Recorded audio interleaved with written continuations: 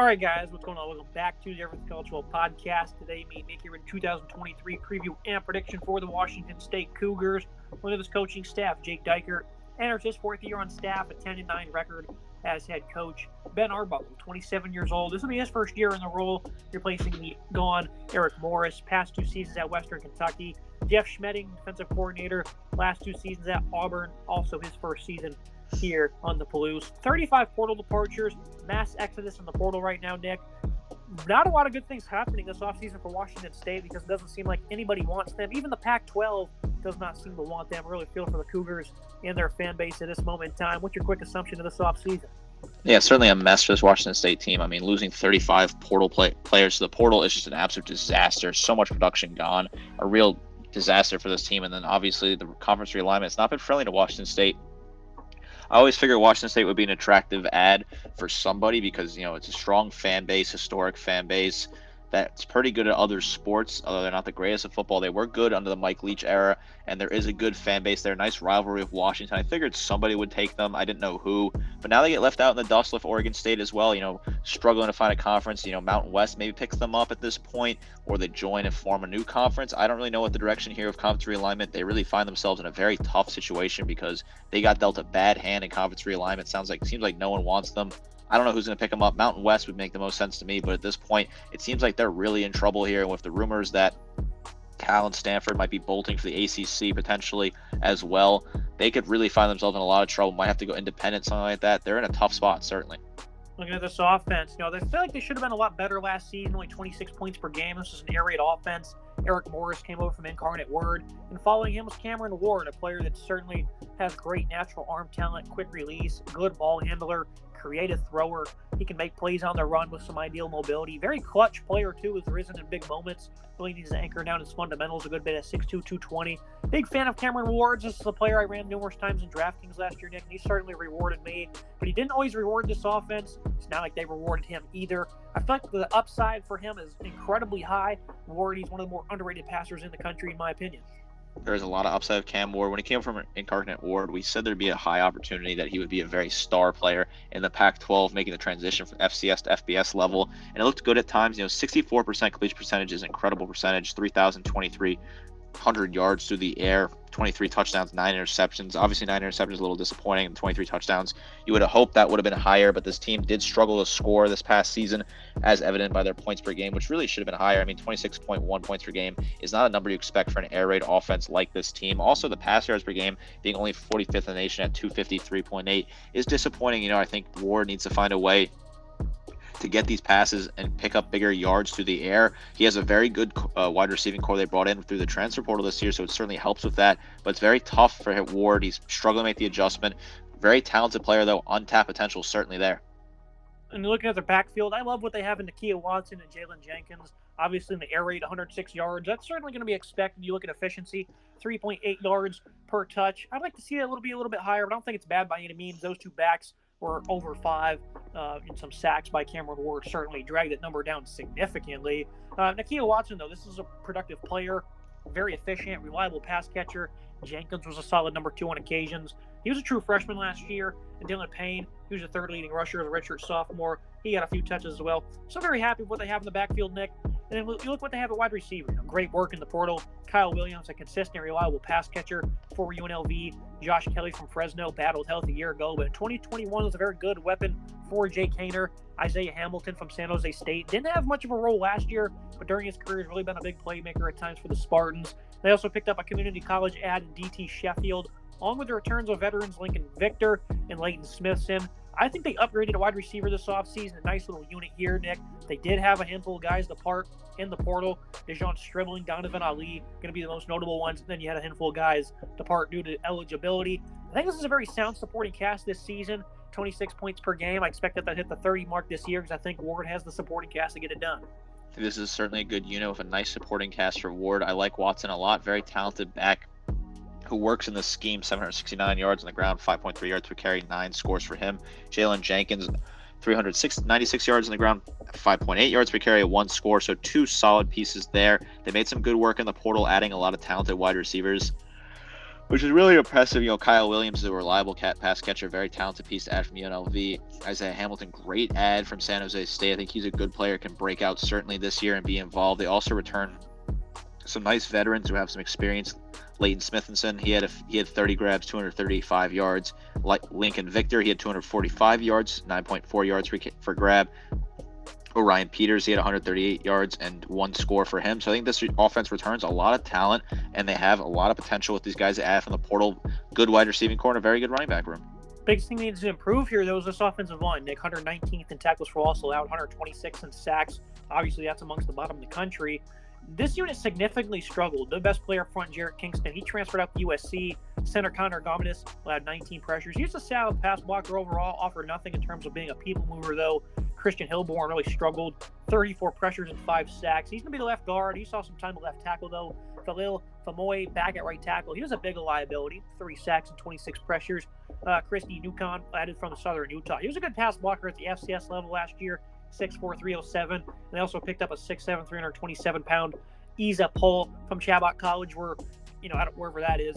Slightly improving is probably going to be on the table this year. We talked about Texas Tech a couple weeks back. What's with these air raid offenses, Nick, having these terrible offensive lines? It's very bizarre. You would think that they would want to protect the one asset that's used the most in your air raid offense, and that's the quarterback. This offensive line has been poor across the board. Far too many sacks given up. Tackles for loss, 119th in the country, 126 in sack. Very, very poor. Jarrett Kingston from USC is solid add, certainly out of the portal. Christy Nku as well from Southern Utah, good pass blocker at the FCS level. They added a bunch of random players from random schools across the country. It's kind of like a mix and match sort of thing. They're going to throw together pieces here and see if it sticks. I'm not confident it's going to stick. I think this offensive line is going to be terrible again this year, which is really a shame because it's going to make it that Cam Ward does not have the time he needs to complete the passes out of the backfield. Yeah, man, he was running around a lot last year. It was very interesting to watch him try to evade. B for me, even though I do like the supporting cast, I got to be realistic. Last year, the numbers were just not good. Nick, 94th in yards per game for the air raid. It's not going to cut it. And again, the offensive line is just awful. So B for me, I think there's a lot more on the table. They can protect a little bit up front. They could certainly increase by 10 points per game if they can find some protection. Not hopeful for it, though, but that's certainly the ceiling I'm looking at. Yeah, I think this is certainly something that this offense can improve. There is a talented unit here. I think a B is a fair grade. It's just a disappointing of an air raid offense to not have the numbers. 26.1 points per game for this offense is disappointing. You really thought they would have scored more when they brought Cam Ward from Incarnate Ward over. He has a lot of potential here, but if he needs to be protected, his offensive line has to step up and protect them because otherwise he'd be running like a headless chicken out there. Yeah, they lose their top 4 pass catchers, lost 18 guys in the portal, returned. Looking at the defensive side of the ball, it wasn't any better in terms of a portal exodus. 17 guys departed. They do return 5 starters. The defensive line, I love the 2 deep pass rush from last season, and it remains intact for 2023. Ron Stone was far from an all Pac-12 performer. He was good in 2021, but still provides valuable intensity and leadership, even though the production certainly dipped a bit. Quinn Roth ended up stepping up big in his absence. He was a good run defender. He had to work as a pass rusher. Brennan Jackson ended up with a stellar performance this past season. Great production from him. Andrew Edson didn't really provide much as a pass rusher, but was sturdy versus the run. Completely different story on the interior D-line, though. Nick Nuzzi Malani really struggled. 6'4", 282. Needs to be better. Redshirt sophomore David Gostana wasn't really any better. He sits at 284 pounds. Rashad McKenzie didn't play last year, but he's 6'6", 300. Certainly looking to get him more involved. Naeem Rodman was awful in his career for Colorado, but he does add some size. 305 pounds. Overall, the interior defensive line lacks experience and impact. But this pass rushing unit, Nick, is going to be one of the better ones in the country. Love what they bring. They're really going to have to step up, though, because these guys in the middle, they're not going to provide much. Very good pass rushing units. Certainly Ron Stone Jr., fantastic player, 34 total tackles, 4 tackles for loss, 2 sacks. Definitely a drop from where he was in the past, but he's a very talented player nonetheless. He can certainly break out again. Quentin Roth, 29 total tackles, 7.5 tackles for loss, 5.5 sacks for him. Sky's the limit with this guy. He's got so much potential. Very talented player. Andrew Edson, 5.5 tackles for loss, 2.5 sacks, 16 total tackles. Good numbers for Edson. I think he's a good player. Nusi Milani, another talented player who can certainly break out. He has 12 total tackles, 2 tackles for loss, and 2 sacks. And for him, good numbers out of him. Certainly, I think he's got some serious potential. Brennan Jackson, another guy to return 12 tackles for loss, 6 sacks for him. Great numbers for him, 41 total tackles. Great player to return. David Gusta, another guy. There's a lot of guys here that are very talented. Gusta, limited appearances. He had 11 total tackles for him. So I think this is a deep defensive line, which is great considering the rest of this defense has a lot of question marks. There's so much talent on this defensive line. Talk about question marks. You look at the middle of this 4-2-5. Kyle Thornton, average performer, did add in 36 tackles, though. Depth isn't going to be great here, though. They opted to add only 2 transfers. Ahmad McCullough comes in from Maryland. He was awful over the 4 years for them. Devin Richardson actually showed some flashes with Texas last year. Was at New Mexico State before that, but he lacks meaningful snaps in his career. It's not a good middle here, Nick. They lose Francisco Miaga to Miami. Dion Henley ends up being a high-end pick in the NFL draft, so that's great for him. But when you look what they have this season, it's not great. Don't love the ads. I think they're going to be in for a tough season. But again, that pass rush may just bail them out.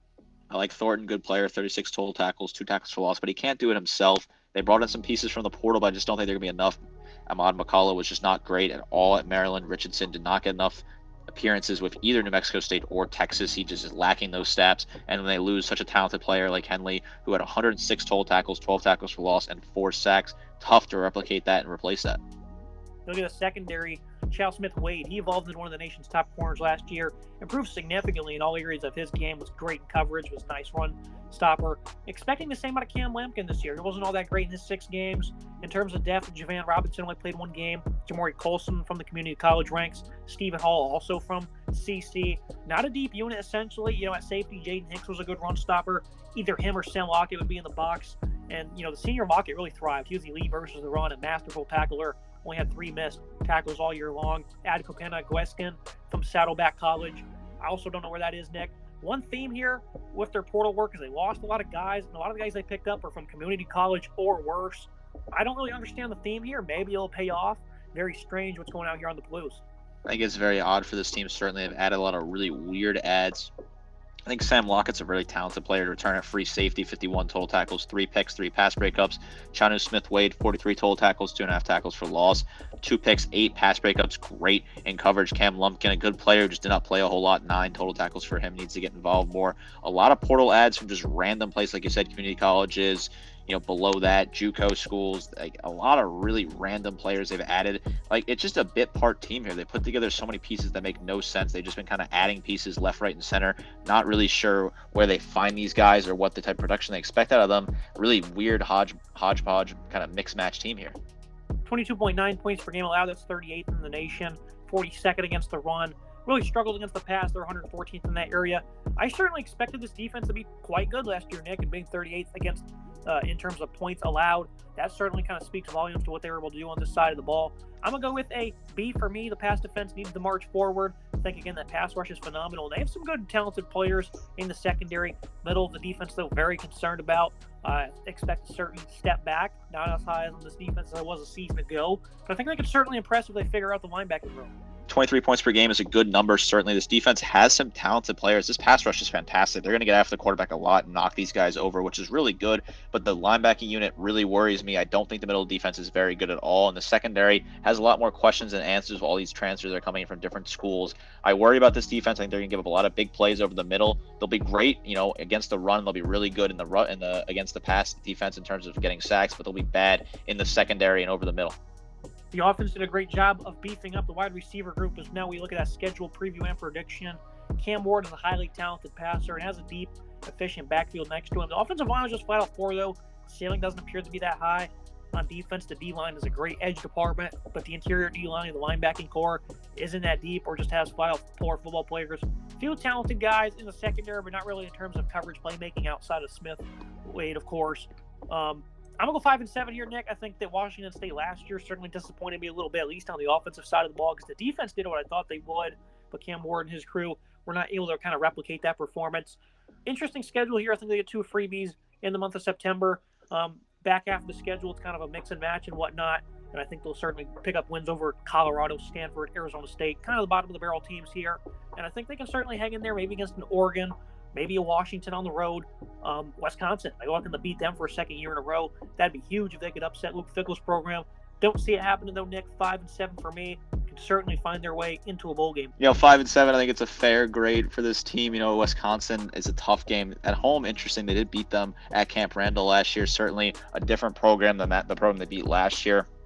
Pac-12 schedule is tough.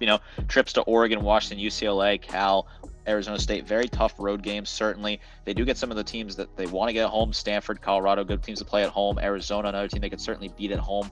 I think this team's got some talented roster, a lot of question marks, kind of a weird rebuild here with all the portal work they did. I just don't think I can have any faith in this team right now until I see it. They're in a tough position because they seem to struggle to add talent out of the portal, and they're really being left behind in the conference realignment. I don't know what direction they're going to go. Tough situation, a really tough time to be a Cougars fan, which is disappointing because they have one of the best fan bases in college football. They always showed out for college game day, trying to get game day up there in Wazoo, and they finally got it, and they came out loud and proud when they hosted game day that one time, and they fought hard under Mike Leach. It's just tough to see where this program's going. I really feel bad for the fans. They're getting a tough deal here. Great analysis as always, Nick. I appreciate joining me breaking down the Cougars. Should be an interesting year as we try to figure out what's going to happen out west. Certainly a lot of realignment going on. I feel bad for these fans, but we'll see how it goes. Make sure you guys like, comment, subscribe. See you next time.